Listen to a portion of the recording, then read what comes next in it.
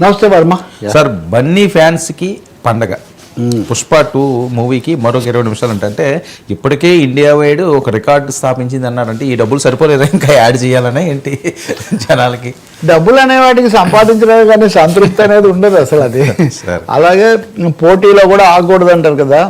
ఇప్పటికీ 1831 కోట్లతో అది భారతీయ సినిమాలను దాటేసింది. ఒక దంగల్ మటుకు 2030 ఎంతో ఉంది. దంగల్ని అందుకోవడానికి బహుశా 20 నిమిషాలతో అమీర్ ఖాన్ చేరుతారేమో మనం చూడాలి.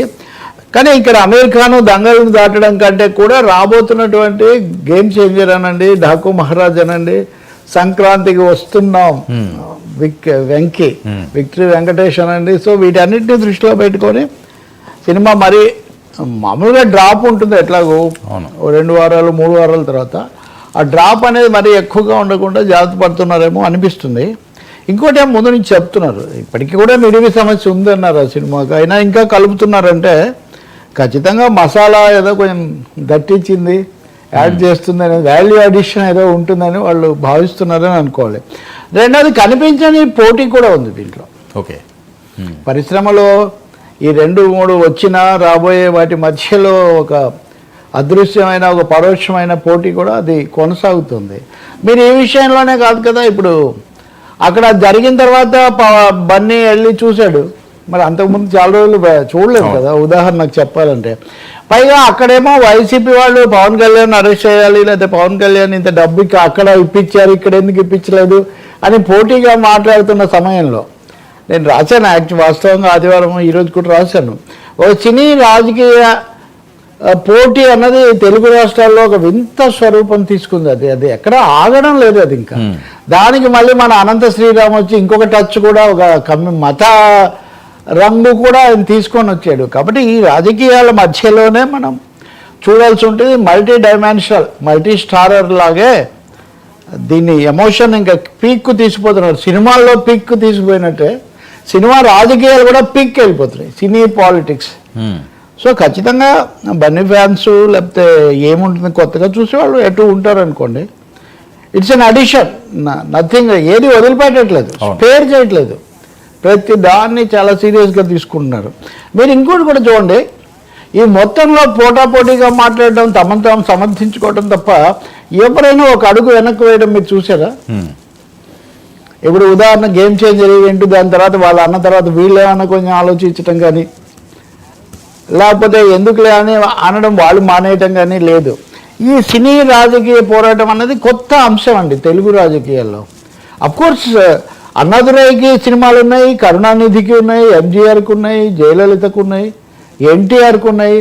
కానీ పాలిటిక్స్ వేరు, సినిమా వేరు అన్నట్టుగా ఉండేది. కానీ ఇప్పటికి వచ్చేసరికి పవన్ కళ్యాణ్ మొన్న దాదాపు అధికార హోదాలో వెళ్ళినట్టే కదా, అది మనకి వెళ్ళొచ్చు కూడా, ప్రోత్సహించాలి అని.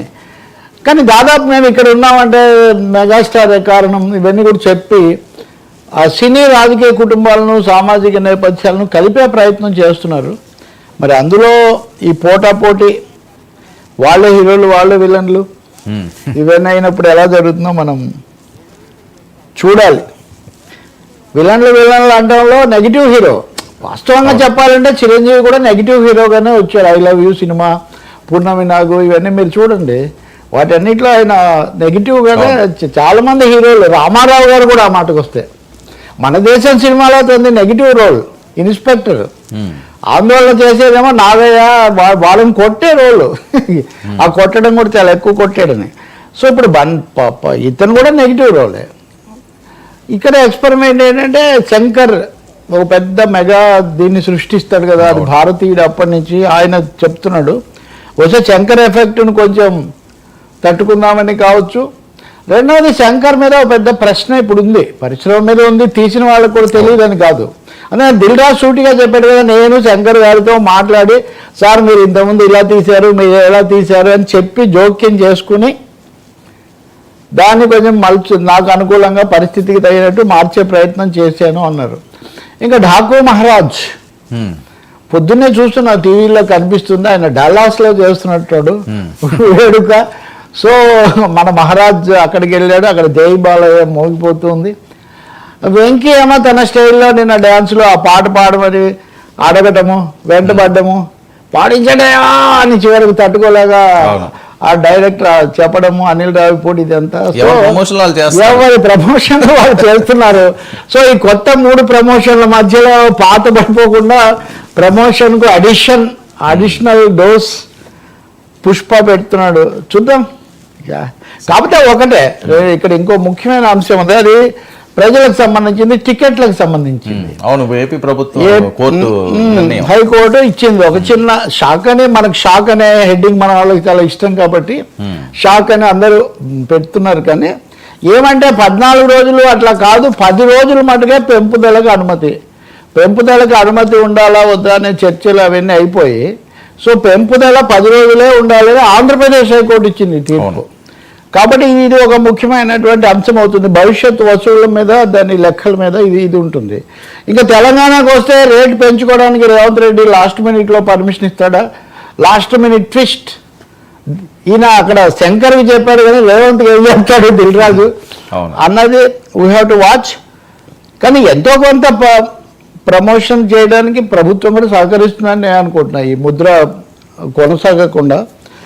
కానీ రీజనబుల్గా, హేతుబద్ధంగాను, కొంచెం సరసంగా, ఉభయతారకంగా విన్ విన్ సిచ్యువేషన్ ఉండాలండి.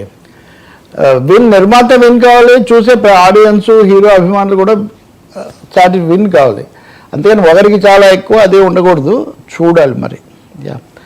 ఇంకా సుకుమార్, పేరు సుకుమార్ కానీ బన్నీ, పుష్ప ఏమో చాలా ర్యాష్, రగ్డ్ రోల్. నిజానికి రంగస్థలంలో కూడా అలాగే చూపించాడు అతను. రగ్డ్ రియాలిటీ అన్న తెలుగులో ప్రవేశపెట్టే ప్రయత్నం సుకుమార్ ఎక్కువగా చేశాడు. బట్ ఈ 20 నిమిషాల యాడ్ చాలా ఎక్కువ అండి. 20 నిమిషాలు చిన్నది ఏం కాదు. ఒక సినిమా 1 గంట 20 నిమిషాలు లేదా 1 గంట 40 నిమిషాలు ఉంటుంది అనుకుంటే, అందులో దాదాపు ఒక 10వ వంతుకు మించి యాడ్ చేస్తున్నట్టు.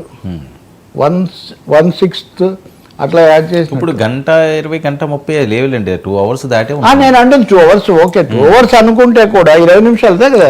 120 minutes లో మీరు 3 hours సినిమా అవుతుంది ఇంచుమించు. మీరు 20 minutes యాడ్ చేస్తే ఇప్పుడు అదే కదా సమస్య. 3 hours అని సినిమా తీయటము, తీసిన తర్వాత చివరి బిట్ కట్ చేసి 2వ భాగం వస్తుందని దానికి అనుకూలంగా ఇది పెట్టడము, ఇది బాహుబలితో మొదలైనటువంటి ఒక టెండెన్సీ. దీనివల్ల ప్రేక్షకుల్లో సీరియల్ అది ఉంటుంది కాబట్టి కొంచెం ఎక్కువైనా వాళ్ళు చూస్తున్నారు మళ్ళీ తర్వాత భాగానికి. ఉదాహరణకు కట్టప్ప బాహుబలిని ఎందుకు చంపాడు అనేది, లేకపోతే 2వ భాగం ఏం లేదు. అది అక్కడి నుంచి దీనివల్ల మొదటి భాగానికి కూడా ఆకర్షణ పెరిగిపోయింది. అట్లా పుష్ప కూడా వాడుకోవచ్చు దానికి.